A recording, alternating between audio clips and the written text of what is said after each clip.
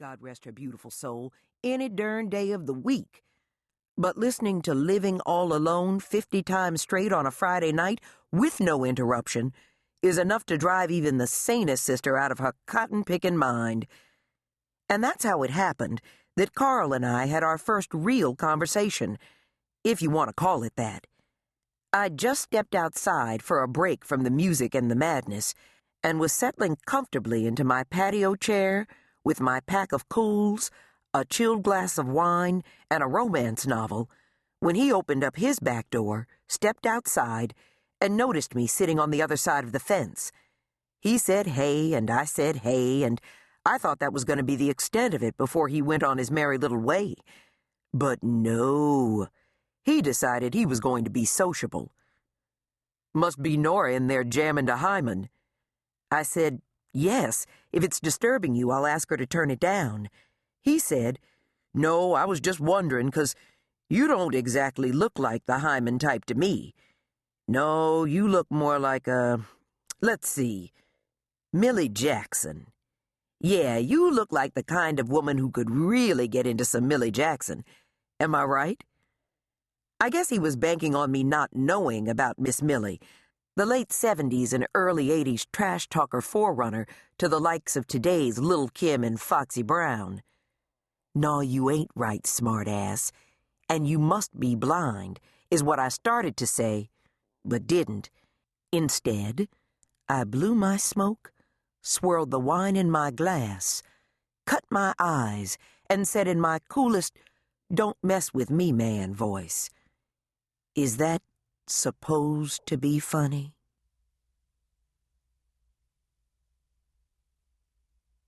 Him. I knew I was taking a risk when I opened my mouth.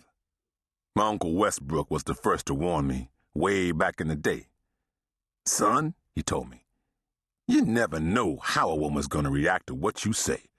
Sometimes you get a smile, sometimes you get an attitude." But really, I should have known better, 'cause every time I see this chick, she looks like she's got her jaws tight about something.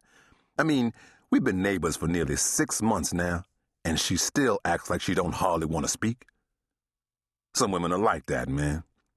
If you didn't know any better, you'd swear they were born with permanently poked lips. I have to say, though, I've noticed it more in fat women. Not that I have anything in particular against fat chicks. Matter of fact, I've gotten right close to one or two. But a fat chick with an attitude, hey, that's something else altogether. Yeah, she's one of them feisty, big-bone girls, man. She's got a pretty face, though. Actually, she'd probably be a stone-cold fox if she'd lost, say, 30 or 40 pounds and smiled every once in a while. But I guess that'd be asking for too much, huh? So I was standing there, right, trying to figure out how I was going to work my way out from under this Millie Jackson comment, when Nora came out and got me off the hook by informing the fat would-be fox with the pretty but unsmiling face that she had a telephone call. Now, me and Nora, we cool. She kind of puts you in mind of a young Lola Falana with a double dose of spunk, you know? Though I'll be damned if she ain't always crying the blues over some dude. And this particular evening was no exception. Before I could even get out a proper hello, she launched into an all-too-vivid blow-by-blow account of her latest hellacious affair. I don't know, man. I guess it's just something about me that brings out the worst in a woman. But being the polite fool that I am, I stood there nodding, grinning, and grunting in all the right places, until both boredom and curiosity got the best of me, and I walked over and picked up the book left by her roommate. Call me a proper bourgeois if you want to, but I still say you can tell a lot about a person by what they read. And it wasn't like I was expecting the big sister with the bad attitude to be into something as heavy as Fanon's Wretched of the Earth or anything, 'cause I'd seen her sitting out on the patio enough times with her head propped up behind a harlequin to know better. But yet and still, I wasn't at all prepared for anything on the level of a Jungle Passions either. I mean, the title alone